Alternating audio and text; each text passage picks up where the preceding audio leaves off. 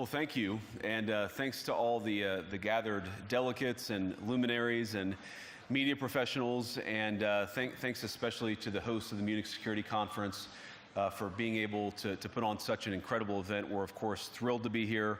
We're happy to be here. And, you know, one of the things that I wanted to talk about today is, of course, our shared values. And, you know, it's great to be back in Germany. As you heard earlier, I was here last year as United States Senator. I saw Foreign Secretary David Lammy and joked that both of us last year had different jobs than we have now. But now it's time for all of our countries, for all of us who have been fortunate enough to be given political power by our respective peoples, to use it wisely to improve their lives. And I want to say that, you know, I was fortunate in my time here to spend some time outside the walls of this conference over the last 24 hours. And I've been so impressed by the hospitality of the people, even as, of course, as they're reeling from yesterday's horrendous attack. And the first time I was ever in Munich was with my wife, actually, who's here with me today, on a personal trip. And I've always loved the city of Munich, and I've always loved its people.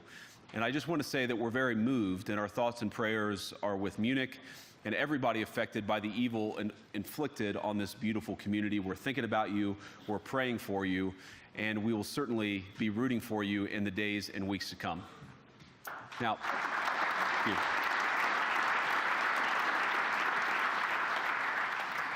I hope that's not the last bit of applause that I get, but we gather at this conference, of course, to discuss security. And normally, we mean threats to our external security. I see many great military leaders gathered here today.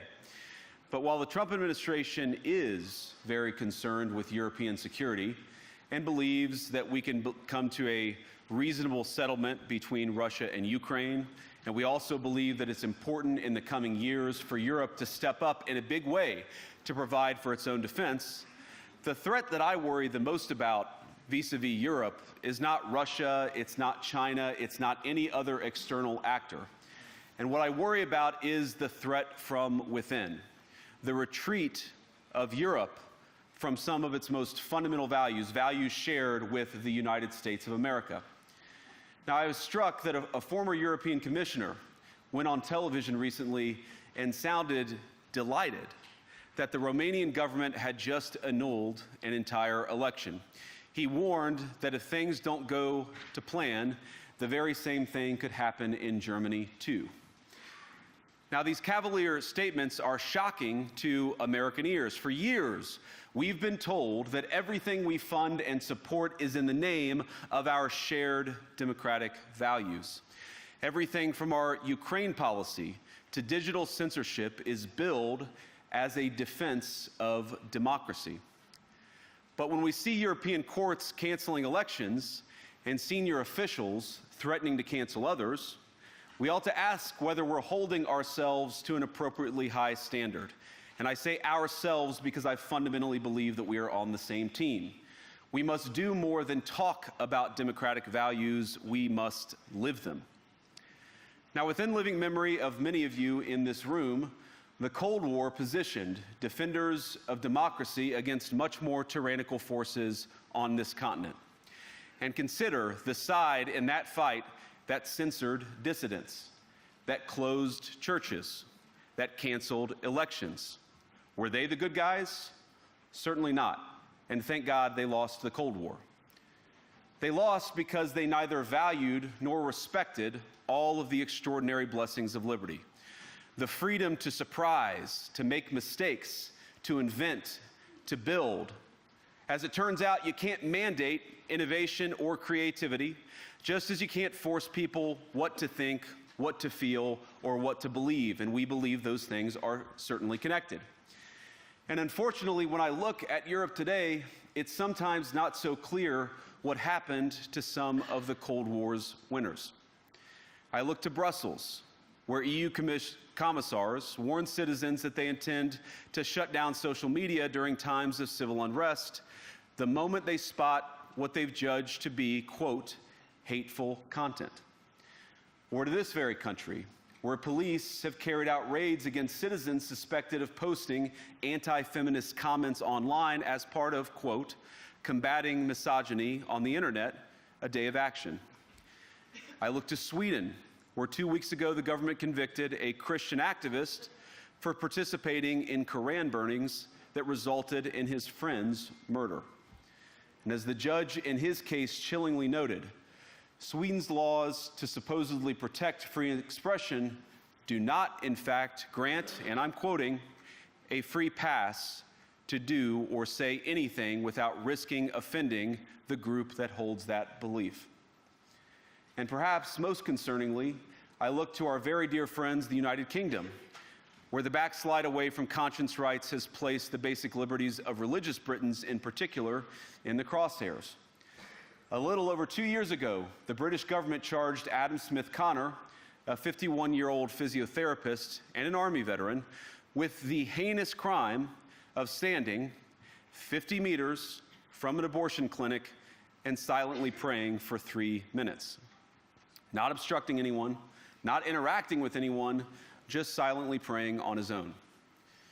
And after British law enforcement spotted him and demanded to know what he was praying for, Adam replied simply, it was on behalf of the unborn son he and his former girlfriend had aborted years before. Now, the officers were not moved. Adam was found guilty of breaking the government's new buffer zones law, which criminalizes silent prayer and other actions that could influence a person's decision within 200 meters of an abortion facility. He was sentenced to pay thousands of pounds in legal costs to the prosecution. Now, I wish I could say that this was a fluke, a one-off crazy example of a badly written law being enacted against a single person. But no, this last October, just a few months ago, the Scottish government began distributing letters to citizens whose houses lay within so-called safe access zones, warning them that even private prayer within their own homes may amount to breaking the law. Naturally, the government urged readers to report any fellow citizens suspected guilty of thought crime. In Britain and across Europe, free speech, I fear, is in retreat. And in the interest of comedy, my friends, but also in the interest of truth, I will admit that sometimes the loudest voices for censorship have come not from within Europe, but from within my own country, where the prior administration threatened and bullied social media companies to censor so-called misinformation. Misinformation like, for example, the idea that coronavirus had likely leaked from a laboratory in China. Our own government encouraged private companies to silence people who dared to utter what turned out to be an obvious truth. So I come here today not just with an observation, but with an offer. And just as the Biden administration seemed desperate to silence people for speaking their minds, so the Trump administration will do precisely the opposite, and I hope that we can work together on that. In Washington, there is a new sheriff in town, and under Donald Trump's leadership, we may disagree with your views, but we will fight to defend your right to offer it in the public square, agree or disagree.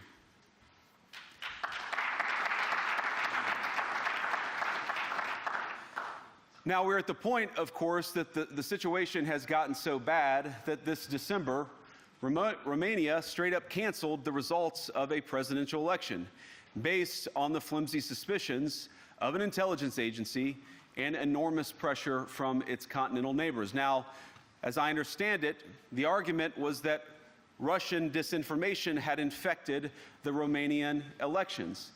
But I'd ask my European friends to have some perspective. You can believe it's wrong for Russia to buy social media advertisements to influence your elections. We certainly do. You can condemn it on the world stage even. But if your democracy can be destroyed with a few $100,000 of digital advertising from a foreign country, then it wasn't very strong to begin with. Now, the good news is that I happen to think your democracies are substantially less brittle than many people apparently fear. And I really do believe that allowing our citizens to speak their mind will make them stronger still. Which, of course, brings us back to Munich, where the organizers of this very conference have banned lawmakers representing populist parties on both the left and the right from participating in these conversations. Now again, we don't have to agree with everything or anything that people say, but when political leaders represent an important constituency, it is incumbent upon us to at least participate in dialogue with them. Now, to many of us on the other side of the Atlantic, it looks more and more like old entrenched interests hiding behind ugly Soviet-era words like misinformation and disinformation, who simply don't like the idea that somebody with an alternative viewpoint might express a different opinion or, God forbid, vote a different way or, even worse, win an election. Now, this is a security conference, and I'm sure you all came here prepared to talk about how exactly you intend to increase defense spending over the next few years in line with some new target. And that's great, because as President Trump has made abundantly clear, he believes that our European friends must play a bigger role in the future of this continent. We don't think, you hear this term, burden sharing, but we think it's an important part of being in a shared alliance together that the Europeans step up while America focuses on areas of the world that are in great danger. But let me also ask you, how will you even begin to think through the kinds of budgeting questions if we don't know what it is that we're defending in the first place? I've heard a lot already in my conversations, and I've had many, many great conversations with many people gathered here in this room. I've heard a lot about what you need to defend yourselves from, and of course that's important. But what has seemed a little bit less clear to me, and certainly I think to many of the citizens of Europe, is what exactly it is that you're defending yourselves for. What is the positive vision that animates this shared security compact that we all believe is so important? And I believe deeply that there is no security if you are afraid of the voices, the opinions, and the conscience that guide your very own people. Europe faces many challenges, but the crisis this continent faces right now, the crisis I believe we all face together, is one of our own making. If you're running in fear of your own voters, there is nothing America can do for you.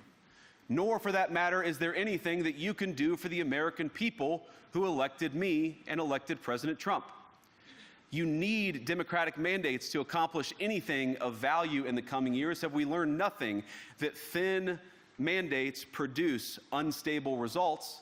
But there is so much of value that can be accomplished with the kind of democratic mandate that I think will come from being more responsive to the voices of your citizens. If you're going to enjoy competitive economies, if you're going to enjoy affordable energy and secure supply chains, then you need mandates to govern, because you have to make difficult choices to enjoy all of these things. And of course, we know that very well in America. You cannot win a democratic mandate by censoring your opponents or putting them in jail, whether that's the leader of the opposition, a humble Christian praying in her own home, or a journalist trying to report the news. Nor can you win one by disregarding your basic electorate on questions like who gets to be a part of our shared society. And of all the pressing challenges that the nations represented here face, I believe there is nothing more urgent than mass migration. Today, almost 1 in 5 people living in this country moved here from abroad. That is, of course, an all-time high. It's a similar number, by the way, in the United States, also an all-time high. The number of immigrants who entered the EU from non-EU countries doubled between 2021 and 2022 alone, and of course it's gotten much higher since. And we know this situation, it didn't materialize in a vacuum. It's the result of a series of conscious decisions made by politicians all over the continent and others across the world over the span of a decade. We saw the horrors wrought by these decisions yesterday in this very city. And of course, I can't bring it up again without thinking about the terrible victims who had a beautiful winter day in Munich ruined. Our thoughts and prayers are with them and will remain with them. But why did this happen in the first place? It's a terrible story, but it's one we've heard way too many times in Europe and unfortunately too many times in the United States as well. An asylum seeker, often a young man in his mid-20s, already known to police, rams a car into a crowd and shatters a community.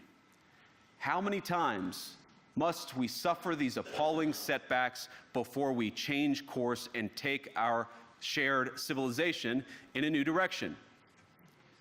No voter on this continent went to the ballot box to open the floodgates to millions of unvetted immigrants. But you know what they did vote for? In England, they voted for Brexit, and agree or disagree, they voted for it. And more all over Europe, they're voting for political leaders who promise to put an end to out-of-control migration. Now, I happen to agree with a lot of these concerns, but you don't have to agree with me. I just think that people care about their homes, they care about their dreams, they care about their safety and their capacity to provide for themselves and their children.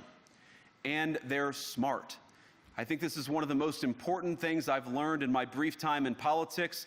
Contrary to what you might hear a couple mountains over in Davos, the citizens of all of our nations don't generally think of themselves as educated animals or as interchangeable cogs of a global economy. And it's hardly surprising that they don't want to be shuffled about or relentlessly ignored by their leaders. And it is the business of democracy to adjudicate these big questions at the ballot box. I believe that dismissing people, dismissing their concerns, or worse yet, shutting down media, shutting down elections, or shutting people out of the political process protects nothing. In fact, it is the most surefire way to destroy democracy. And speaking up and expressing opinions isn't election interference. Even when people express views outside your own country, and even when those people are very influential. And trust me, I say this with all humor, if American democracy can survive 10 years of Greta Thunberg scolding, you guys can survive a few months of Elon Musk. But what no democracy, American, German, or European, will survive is telling millions of voters that their thoughts and concerns, their aspirations, their pleas for relief are invalid or unworthy of even being considered. Democracy rests on the sacred principle that the voice of the people matters. There's no room for firewalls. You either uphold the principle or you don't. Europeans, the people, have a voice. European leaders have a choice. And my strong belief is that we do not need to be afraid of the future. You can embrace what your people tell you, even when it's surprising, even when you don't agree. And if you do so, you can face the future with certainty and with confidence, knowing that the nation stands behind each of you. And that, to me, is the great magic of democracy. It's not in these stone buildings or beautiful hotels.